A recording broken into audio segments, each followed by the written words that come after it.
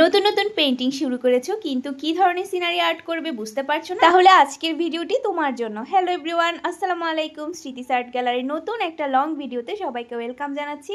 তো আজকে আমি তোমাদের সাথে 4টা সিনারি শেয়ার করব। খুবই ইজি 4টা সিনারি, তবে দেখতে কিন্তু ভীষণ সুন্দর। 4 ধরনের সিনারি আর্ট করব আজকে। পেইন্টিং এ যারা একদমই নতুন তাদের জন্য আমার আজকের ভিডিওটি খুবই হেল্পফুল হবে, কারণ তোমরা এখানে ইজি সিনারি আর্ট করার নতুন কিছু টেকনিক খুঁজে পাবে। নতুন আর্টিস্টের উদ্দেশ্যে একটা কথা বলতে চাই, তোমরা কিন্তু শুরুতেই কোনো ক্যানভাস পেইন্টিং শুরুটা অবশ্যই তোমাদের উচিত পেপার আর্ট। তো আজকে আমি তোমাদের সাথে 4টা ইজি সিনারি শেয়ার করব, তাই আমি আমার নোটপ্যাডের একটা পেজকে প্রথমে ওয়াশি টেপ দিয়ে 4টা ভাগ করে নিয়েছি।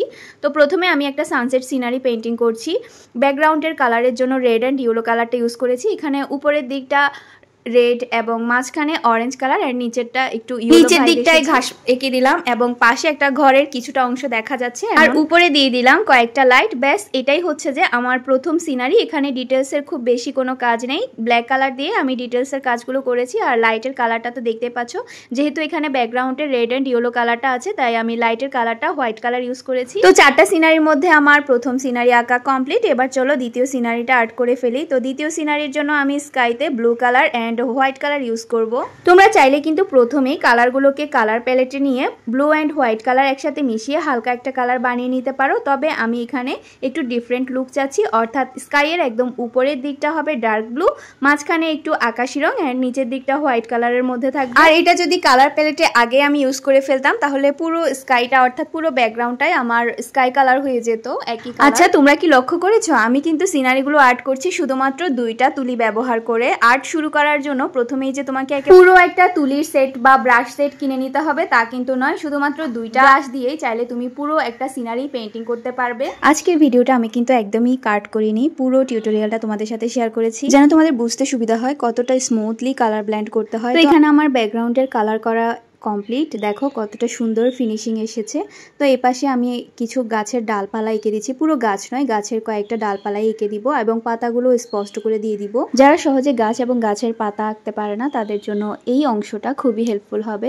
অনেক সময় যখন আমরা বড় কোনো গাছ আঁকি তখন কিন্তু চাইলেই একটা নষ্ট তুলির সাহায্যে খুব সহজেই গাছগুলো এঁকে ফেলা যায়, যেটা আমি অনেক ভিডিওতে তোমাদের সাথে শেয়ার করেছি। তবে এরকম স্পষ্টভাবে যখন গাছের ডালপালা আঁকি তখন কিন্তু সরু তুলি নিয়ে নিতে হবে। সরু তুলিতে কিছুটা রং লাগিয়ে জাস্ট 2 পাশ থেকে ভিডিওতে দেখানো প্রসেসে তোমরা খুব সহজে পাতাগুলো এঁকে নিতে পারবে। আমার সেকেন্ড সিনারি আঁকা কমপ্লিট। এখানে চাইলে একটা সূর্য অ্যাড করে দিতে পারো, তবে আমি এভাবে ফাঁকাই রেখে দিচ্ছি। এবার চলো থার্ড সিনারি আর্ট করি। তো ব্যাকগ্রাউন্ডের কালারের জন্য আমি রেড অ্যান্ড ইয়েলো কালার নিয়ে নিয়েছি। রেড অ্যান্ড ইয়েলো মানেই হচ্ছে সানসেট, এটা আর নতুন করে বলার কিছু নেই। পুরো ব্যাকগ্রাউন্ডটাই আমি প্রথমে ইয়েলো কালার দিয়ে করে নিচ্ছি, এক পাশে জাস্ট একটু করে রেড কালারটা ইউজ করছি, অ্যান্ড লাস্টলি এখানে হালকা হালকা করে রেডের কিছু আবছা মেঘের মতো করে দিয়ে দিব, কারণ সূর্যাস্তের সময়টাতে আকাশে কিন্তু আমরা এরকমই দেখতে পাই। এই সিনারিটাই বড় কোনো ক্যানভাসে আর্ট করলে আমি নিচের দিকে কিছুটা পানি অ্যাড করে দিতাম, তবে এখানে কোনো পানি অ্যাড করছি না যেহেতু এটা ছোট একটা সিনারি। এই সিনারিতে ডিটেলসের কাজ বলতে আমি শুধুমাত্র একটা গাছ অ্যাড করে দিব, আর কিছুই না। এই গাছটাও কিন্তু ডিটেলসে কোনো কাজ হবে না। এখানে ব্ল্যাক কালার দিয়ে আমি গাছের ডালপালা শাখা প্রশাখাগুলো এঁকে দিব, আর এটাকে রিয়েলিস্টিক দেখানোর জন্য ডিটেলস অ্যাড করার কোনো প্রয়োজনই নেই, কারণ সানসেটের সময়টাতে প্রকৃতিতে কোনো কিছু স্পষ্ট করে বোঝা যায় না বা দেখা যায় না, হালকা করে আবছা আবছা ভাবেই সবকিছু দেখা যায়। তোমরা লক্ষ্য করলে দেখতে পাবে সেকেন্ড সিনারিটাতে যখন আমি গাছের পাতা অ্যাড করছিলাম তখন কিন্তু আমি একটা পাতা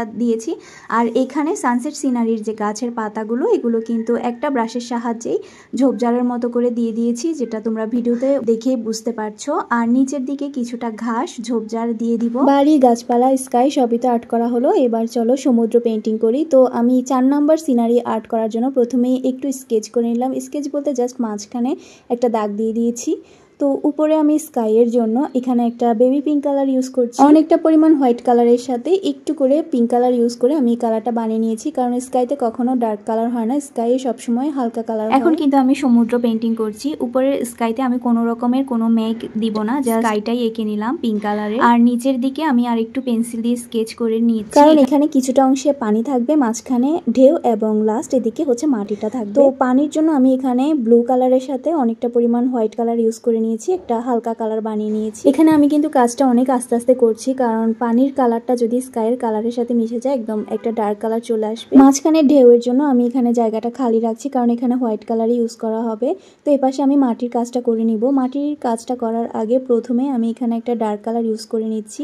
তো এখানে তোমাদেরকে আরেকটা কথা শেয়ার করি, আমার কাছে কিন্তু মাটি কালারটা শেষ হয়ে গিয়েছে। তো আমি এখানে আজকে মাটি বানানোর জন্য ডার্ক কালারের উপরে ডোমস কালারের যে গোল্ডেন কালারটা থাকে এই কালারটা অ্যাপ্লাই করে নিচ্ছি। এইটা দেওয়ার পরে কিন্তু এটা পুরোটাই মাটি রংটা চলে এসেছে। এটা মনেই হচ্ছে না যে গোল্ডেন কালার, কারণ ডার্ক কালারের উপরে এটা মাটি কালারই দেখা যাচ্ছে। তো আমি খুব আলতোভাবে এটা দিয়ে দিচ্ছি। তোমরা যারা ডোমস কালারের এই গোল্ডেন কালারটা ইউজ করেছো তারা নিশ্চয়ই জানো যে এই গোল্ডেন কালারটা কিন্তু খুব সহজে অন্য কালারের উপর বসতে চায় না, স্মুথ হয় না কালারটা। তাই আমি খুব আস্তে আস্তে করে এটা যতটুকু পেরেছি ফিনিশিংটা দেওয়ার চেষ্টা করেছি।